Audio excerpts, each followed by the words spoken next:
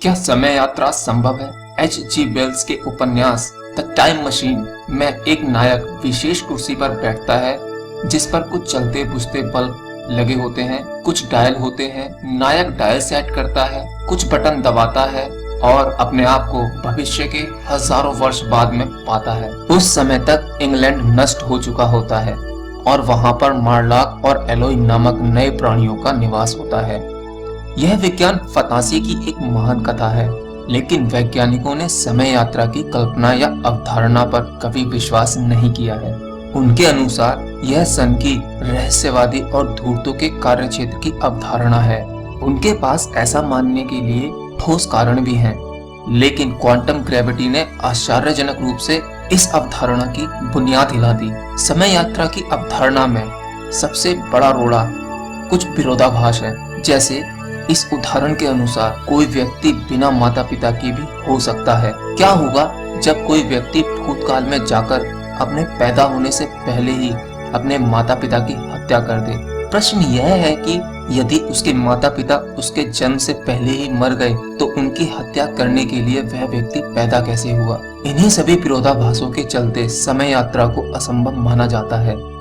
Newton ने समय को एक बाण के जैसा माना था, जिसे एक बार छोड़ दिया तब वह एक सीधी रेखा में चलता जाता है। पृथ्वी पर 1 सेकंड मंगल पर 1 सेकंड के बराबर था। ब्रह्मांड में फैली हुई घड़ियां एक गति से चलती थीं। आइंस्टीन ने एक नई क्रांतिकारी अवधारणा को जन्म दिया। उनके अनुसार समय एक नदी के प्रवाह के जैसा है जो सितारों आकाश गंगाओं के घुमावों से बहता है। इसकी गति इन पिंडों के पास से बहते हुए कम ज्यादा होती रहती है। पृथ्वी पर 1 सेकंड मंगल पर 1 सेकंड के बराबर नहीं है। ब्रह्मांड में फैली हुई घड़ियां अपनी अपनी गति से चलती हैं। आइंस्टीन की मृत्यु से पहले उन्हें एक समस्या का सामना करना पड़ा था। आइंस्टीन के प्रिंसटन के पड़ोसी कर्ट गोयडल, जो शायद पिछले 500 वर्षों के सर्वश्रेष्ठ गणितीय तर्कशास्त्री हैं, आइंस्टीन ने समीकरणों का एक ऐसा हल निकाला जो समय यात्रा को संभव बनाता था। समय की इस नदी के प्रभाव में अब कुछ भंवर आ गए थे, जहां समय एक वृत्त में चक्कर लगाता था। गोयडल का हल शानदार था। वह हल एक ऐसे ब्रह्मांड की कल्पना करता था जो एक गुणन करते हुए द्रव से भरा है। कोई भी इस द्रव के गुणन की दिशा में चलता जाएगा, अपने आप को प्रारंभिक बिंदु पर पाएगा। लेकिन भूतकाल में अपने वृत्तांत में आइंस्टीन ने लिखा है कि वे अपने समीकरणों के हल में समय यात्रा की संभावना से परेशान हो गए थे। लेकिन उन्होंने बाद में निष्कर्ष निकाला कि ब्रह्मांड गुणन नहीं करता है, वह अपना विस्तार करता है। महाविस्फोट, बिग बैंग थ्योरी, इस कारण गोयडल के हल को माना नहीं जा सकता। स्वाभाविक है कि यदि ब्रह्मांड गुणन करता होता तब समय यात्रा सारे ब्रह्मांड में संभव होती। 1963 में न्यूजीलैंड के एक गणितज्ञ राय केर ने गुणन करते हुए ब्लैक होल के लिए आइंस्टीन के समीकरणों का हल निकाला। इस हल के कुछ विचित्र गुणधर्म थे। इसके अनुसार गुणन करता हुआ ब्लैक होल एक बिंदु के रूप में संकुचित न होकर एक न्यूट्रॉन के घूमते हुए वलय के रूप में होगा। यह वलय इतनी तेजी से गुणन करेगा अब केंद्रीय फोर्स इसे एक बिंदु के रूप में संकुचित नहीं होने देगा। यह वलय एक तरह से एलिस के दर्पण के जैसा होगा। इस वलय में से जाने वाला यात्री मरेगा नहीं बल्कि एक दूसरे ब्रह्मांड में चला जाएगा। इसके पश्चात आइंस्टीन के समीकरणों के ऐसे सैकड़ों हल खोजे जा चुके हैं जो समय यात्रा या अंतरिक्षीय सुराखों यानी ब्लैक होल की कल्पना करते हैं। ये ब्लैक होल न केवल अंतरिक्ष के 2 स्थानों को जोड़ते हैं बल्कि 2 समय क्षेत्रों को भी जोड़ते हैं। तकनीकी रूप से इन्हें समय यात्रा के लिए प्रयोग किया जा सकता है। हाल ही में क्वांटम सिद्धांत के गुरुत्वाकर्षण के सिद्धांत को जोड़ने के जो प्रयास हुए हैं, पहले बताए गए विरोधाभासों के बारे में कुछ और जानकारी दी है। क्वांटम भौतिकी में किसी भी वस्तु की एक से ज्यादा अवस्था हो सकती है। उदाहरण के लिए एक इलेक्ट्रॉन एक समय में एक से ज्यादा कक्षा में हो सकता है।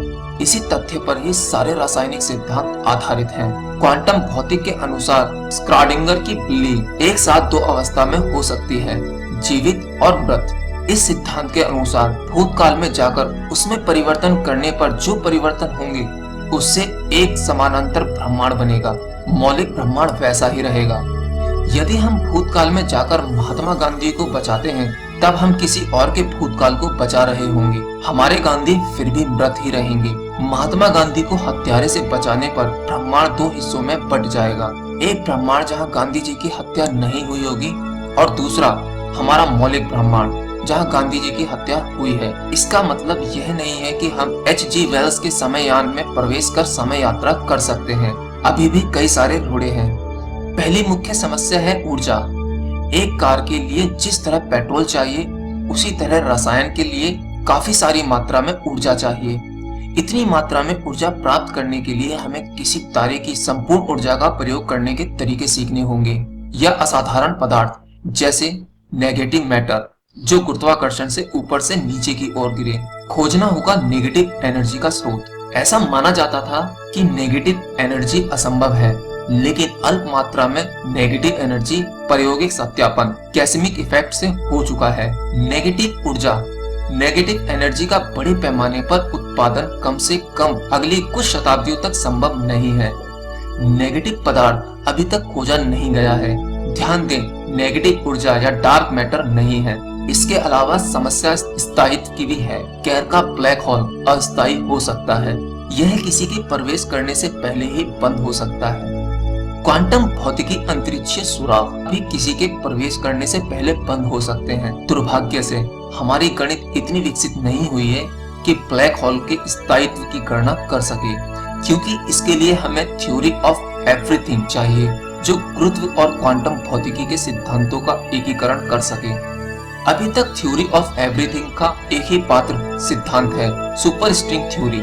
यह एक ऐसा सिद्धांत है जो अच्छी तरह परिभाषित अवश्य है, लेकिन इसका हल अभी तक किसी के पास नहीं है। मजेदार बात यह है कि स्टीफन हॉकिंस ने समय यात्रा की अवधारणा का विरोध किया था। उन्होंने यह भी कहा था कि उनके पास उनका अनुभव प्रमाण है। उनके अनुसार यदि समय यात्रा संभव है, तब भविष्य से आने वाले समय यात्री कहाँ हैं? भविष्य से कोई भी यात्री नहीं है। इसका अर्थ यह है समय यात्रा संभव नहीं है। लेकिन पिछले कुछ वर्षों में सैद्धांतिक भौतिकी में काफी नई खोज हुई है, जिससे प्रभावित होकर हॉकिंस ने अपना मत बदल दिया है। अब वे मानते हैं कि समय यात्रा संभव है, लेकिन प्रैक्टिकल नहीं। हमारे पास भविष्य से यात्री इस कारण नहीं आते होंगे क्योंकि हम उनके लिए इतने महत्वपूर्ण नहीं हैं। समय यात्रा कर सकने में सफल सभ्यता काफी विकसित होगी। वह किसी तारे की संपूर्ण ऊर्जा के दोहन में सक्षम होगी। जो भी सभ्यता किसी भी तारे की ऊर्जा नियंत्रित कर सकती है, उनके लिए हम एक आदिम सभ्यता से बढ़कर नहीं है। क्या आप चींटियों को अपना ज्ञान, औषधि या ऊर्जा देते हैं? आपके कुछ दोस्तों को तो शायद उन पर पैर रखकर कुचलने की इच्छा होती होगी। कल कोई आपके दरवाजे पर दस्तक दे और कहे कि मैं भविष्य से आया हूँ और आपके पोते के पोते का पोता हूँ, तो दरवाजा बंद मत करिए। हो सकता है कि वह सही हो। तो दोस्तों, मैं उम्मीद करता हूँ आपको ये वीडियो पसंद आया होगा।